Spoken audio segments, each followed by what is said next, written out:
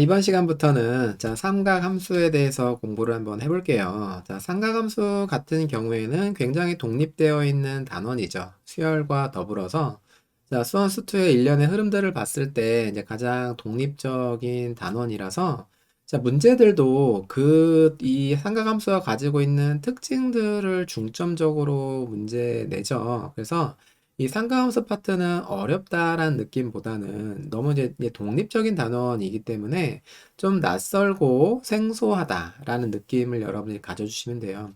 낯설고 생소한 거를 없애려면 어떻게 해야 돼? 좀 많이 접해봐야 되는 거죠. 그래서 가급적이면은 그렇게 어렵지 않은 문제들로 좀 가급적 많이 이렇게 접해봐야 상가함수가 되게 익숙해질 거인 거고. 그리고 또 이제 사인 법칙하고 코사인 법칙이 나오는데, 사인 법칙하고 코사인 법칙은 사실 상식 그 이상 그 이하도 아니거든. 근데 그거를 적용하는 법은 안 다쳐도 그 도형에 대한 어떤 분석이 이루어지지 않으면 그쵸? 또 문제를 못 풀게 되는 상황이 생깁니다. 그래서 도형도 여러분들이 좀 잘 다뤄야 되는 어떤 능력이 있어야 되는 거고, 도형에 대한 얘기들은 사실 중학교 때 다 나와요.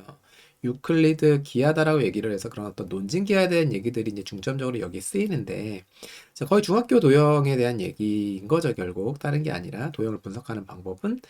그래서 이제 중학교 도형들에 대한 얘기들도 조금씩 조금씩 모르는 것들이나 잊어버리는 게 나오면은 그때그때 다시 돌아가서 보는 연습, 보는 훈련들을 조금 해 주셔야 되는 단원이다라고 보시면 됩니다.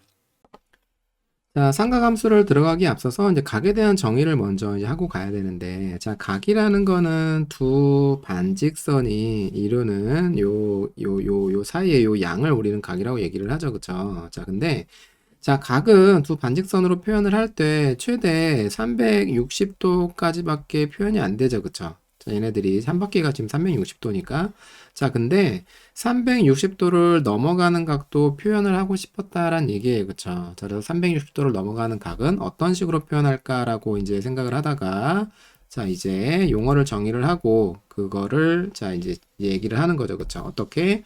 일단은 기준이 되는 어떤 선이 있어야 되기 때문에 요렇게 여기 x축 양의 방향 요거를 보통은 시초선이다라고 얘기를 해요. 시초선이다라고 얘기를 하고 그리고 시초선으로부터 요쪽을 양의 방향이라고 얘기를 하거든. 양의 방향으로 움직입니다. 각을. 그쵸? 양의 방향으로 움직이고, 이제 요쪽으로 움직이는 거를 이제 음의 방향이라고 얘기를 하는데, 어쨌든 각을 움직여. 각을 움직이면은, 어떻게? 각이 쭉쭉쭉 가겠죠. 그래서 뭐 0도부터 이제 360도까지 표현이 가능한데, 만약에 이제 360도를 넘어가는 것도 한 바퀴가 더 돌아와 가지고 이런 식으로 움직일 거야. 그럼 어느 순간 딱 멈출 텐데, 그쵸? 각을 지칭하는 어떤 값에 따라서. 그런데 우리는 그 멈춘 이 반직선을 우리는 동경이다라고 얘기를 합니다.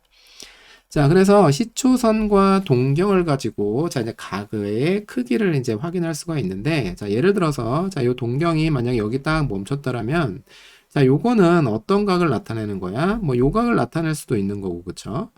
그리고 한 바퀴를 돌아서 요 각을 나타낼 수도 있는 거고, 뭐, 두 바퀴를 돌아서 뭐, 요 각을 나타낼 수도 있는 거고, 요렇게 되는 거잖아?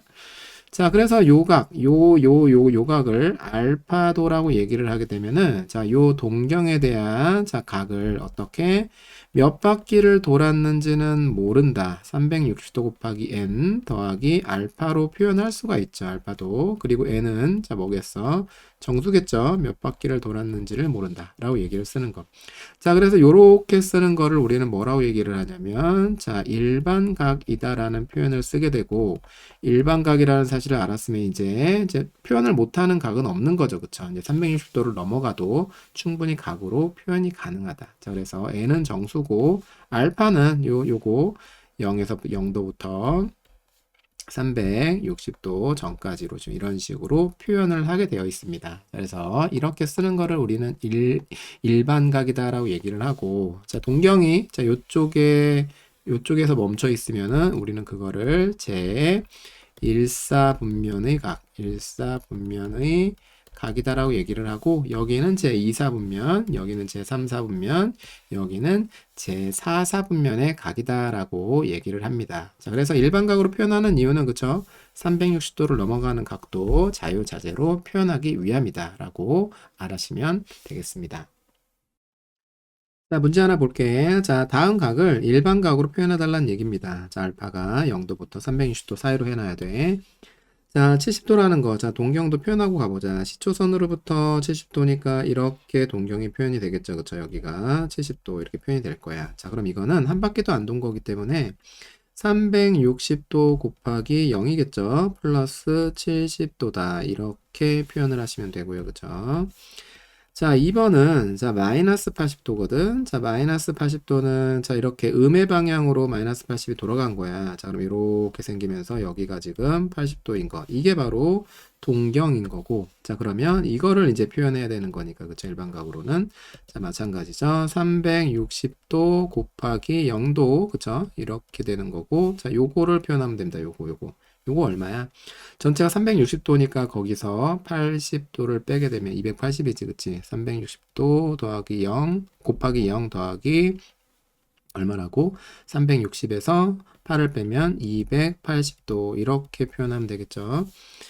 자, 세 번째, 자, 490도를 표현해보자. 490도는, 자, 한 바퀴를 일단은 돌고요. 그쵸? 자, 그러면 490에서 360 빼면 130이지. 그럼 이렇게 돼서 130도만큼, 그쵸? 더 간 거지.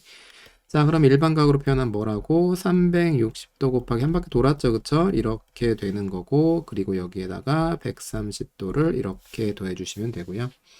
자, 그리고 마이너스 890도는, 자, 요거 음의 방향으로 간 거니까, 자, 한번, 자, 몇 바퀴를 돌았는가 한번 보자. 자, 이렇게 돌면 마이너스 360. 자, 요렇게 돌면은 마이너스 720. 자, 그럼 마이너스 720하고 또 얼마나 돈 거야? 마이너스 720 빼면은, 얼마야, 이거? 150도인가, 그쵸? 마이너스 150도 더 돌아야 되죠, 거꾸로. 음의 방향으로. 자, 마이너스 150도 더 돌면은 이렇게 돌게 되면서 동경이 이런 식으로 멈춰 있을 거예요. 그러니까 음의 방향으로 한 바퀴, 두 바퀴 이렇게 되고, 자, 이렇게 지금 돌아가 있는 거죠, 그쵸? 자, 그러면, 자, 이거, n은 정수에 대한 얘기들을 만약에 하게 된다면은, 자, 어떻게, 자, 이제 다양하게 표현이 가능합니다. 다양하게 표현이 가능한데 얘는 어떻게 이제 세 바퀴를 돌았다고 하고 이제 양의 방향으로 가도 돼. 그쵸? 이제 거꾸로 두 바퀴를 도는 건데 자, 어떤 식으로? 봐봐. 마이너스 890이라는 거는 봐. 360도에다가 그치? 자, 어떻게? 이게 정수니까 그쵸? n이 정수니까 일단 마이너스 세 바퀴를 돌았다고 한번 해볼게. 자, 그러면 자, 요거는 마이너스 1080이죠? 자, 근데 마이너스 890이니까 얼마를 더하면 되는 거야? 890을 빼게 되면은 자, 요거는 190도 그쵸? 자, 그리고 더하기 그쵸? 190도다라고 쓸 수 있잖아, 그치? 자, 그러면 마이너스 890이 맞잖아, 이게 그러면. 그럼 어떻게 했다고 오는 거야? 거꾸로 한 바퀴, 두 바퀴, 세 바퀴 돌았다가 이렇게 이제 190도 갔다고 얘기를 하는 거야. 그래서 이런 식으로 그쵸? 360도 곱하기 정수 그쵸? 몇 바퀴에 대한 얘기에다가 0부터 360도 사이에 대한 어떤 각으로 표현하는 것. 이게 바로 뭐다? 일반각의 표현이다 라고 보시면 되겠어요.